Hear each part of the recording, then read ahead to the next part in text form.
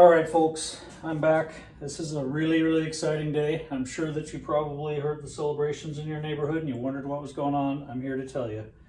I posted a video several months ago about my travails trying to replace the cutter head guard on my jointer. Happens to be a Delta DJ-20, but Grizzly makes a clone of it, the G0490, I think it is. This is a very old jointer. They don't make, Delta doesn't make a cutter head cover guard for it anymore, but Grizzly does. So I ordered this guard from Grizzly a long time ago. It came in. The guard itself is great, but the mechanism that connects it to the jointer was too short.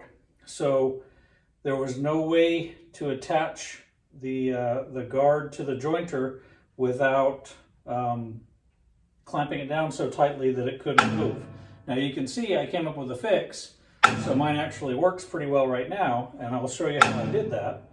And I'm honestly a little bit scared to undo my temporary fix because it's working so well. But I did want to let everybody know that this part right here, which was the guard clamp, this is the part that Grizzly originally sent me.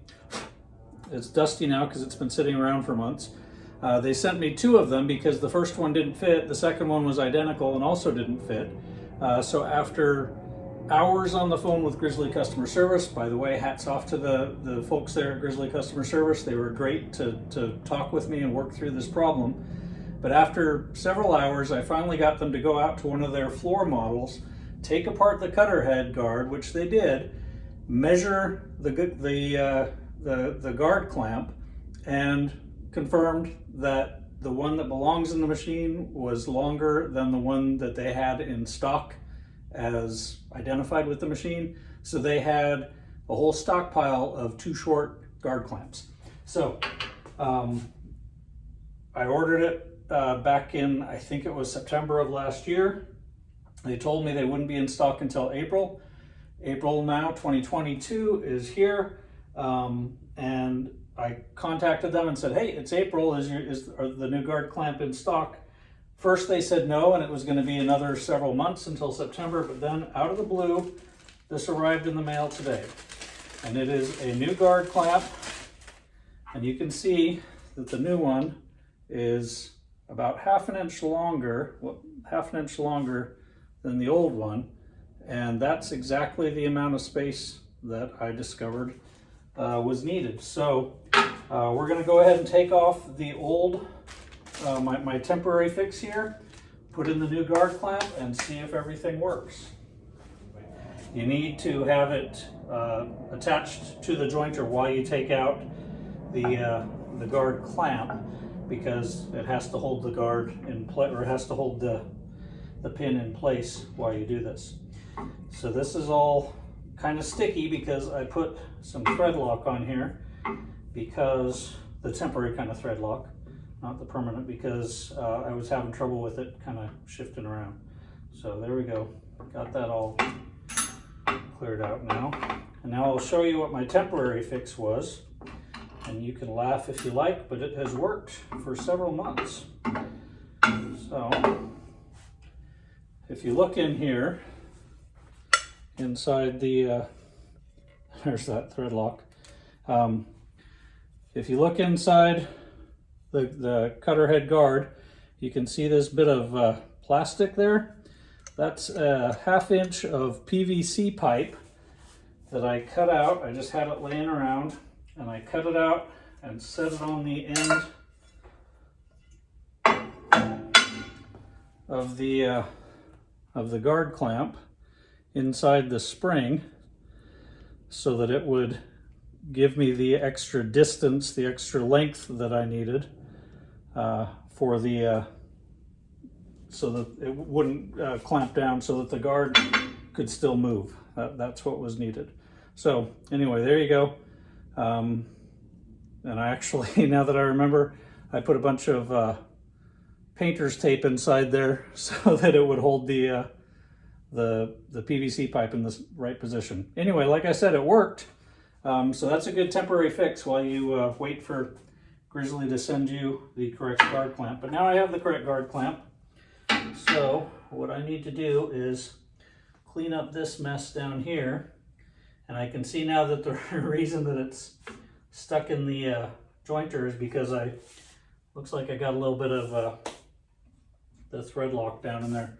So it's stuck, so I'm going to get that off of there, and then I'll put it all back together. All right, so here's the thing. I got the lower part of the guard clamp off. Had to remove part of the jointer to do it, and look, don't judge me, okay? It was a hard time. I was going through a lot. There was some stuff happening.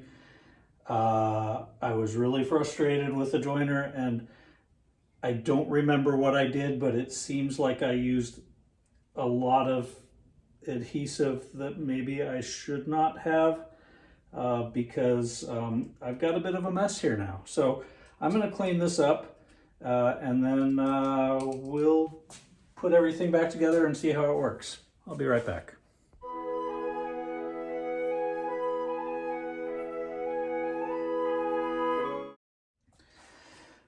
All right, so it's the next day now.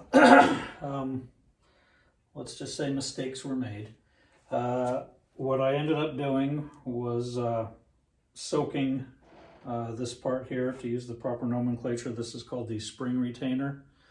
And it was full of gunk, likely the result of all the things that I had attempted when putting this together as a way to extend the length of the guard clamp. So this was the guard clamp that I started with. I got two of them because Grizzly sent me an identical one when I told them the first one didn't work. As I mentioned when we talked yesterday, that's the guard clamp that we should have been using the whole time. Obviously, it's about ½ inch longer. The critical part is the kind of the middle section of that column there, which I extended by taking a piece of PVC pipe and adhering it to the end of the guard clamp like that. And that's what it ended up looking like when I did that in the jointer for the last several months. You can also see that I tried to stretch out the torsion spring, which was necessary because I didn't have the length here to have the torsion spring, the length on that bottom section, to have the torsion spring seat properly in the cutter head guard itself. So this was a mess, but as I showed you at the beginning, it worked.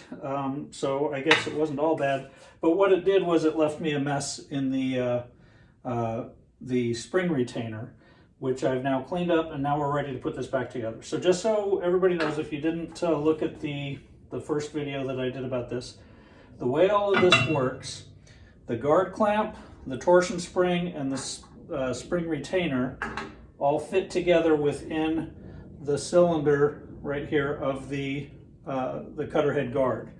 So when they're assembled, there's a little hole right there in the guard clamp, and the spring, there's a tab on the spring that fits down in that hole, and then there's a tab that comes out to the side in the top of the spring that fits in a small notch on the guard clamp, or on the guard itself rather, and then the retainer, the spring retainer, fits on there, so that when it's all together inside the cutter head guard, the cylinder there, it holds torsion from this spring that you apply after you get it assembled, so that it springs the guard back over the cutter head when it's not in use. So that's what it's supposed to do.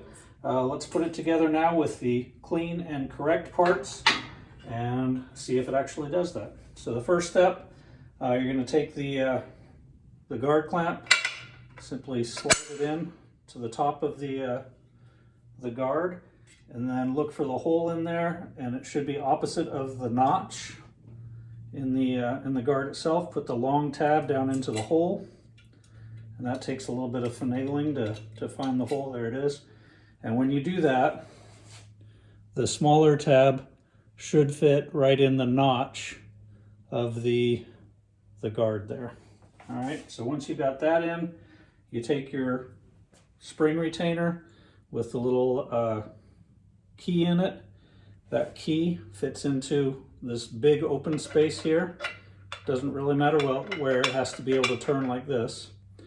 All right, you get all that together, and then you just put your bolt in from the top and get it relatively tight, but don't cinch it down yet, because you're going to want to add some torsion to the spring after it's done. You just want it tight enough that it's all going to hold together as you put it onto the jointer. All right, so that's all assembled now. So now you put it back into the jointer where it belongs. Use your 5/32 hex wrench to tighten that locking key against it. All right, and right now it kind of works, but you need to add some torsion to it, or some tension to that torsion spring. So you loosen the bolt, take a pair of channel locks or whatever you've got, add some torsion, and then tighten it down again. Now, if everything worked, you should be able to slide a board past. It'll open the guard up and spring it back. How about that? Like magic. I'm so happy. It's a big day. My mess of a fix worked for, I don't know, 4 or 5, however many months it's been since I started working on this project. But I'm done with that. All this is just spare part junk now. And I've got the safety of a functioning cutter head guard on my nice 8-inch Delta jointer. So hopefully that's helpful to somebody. I know there were a few people who had questions, similar problems. If you've got either the Delta DJ-20 like I have, or the Grizzly 490X, I think it is. If you've got one of these compatible jointers, that's all you got to do to get the cutter head guard replaced. It's cheap, easy, and a quick repair if you've got the right parts. Thanks, bye.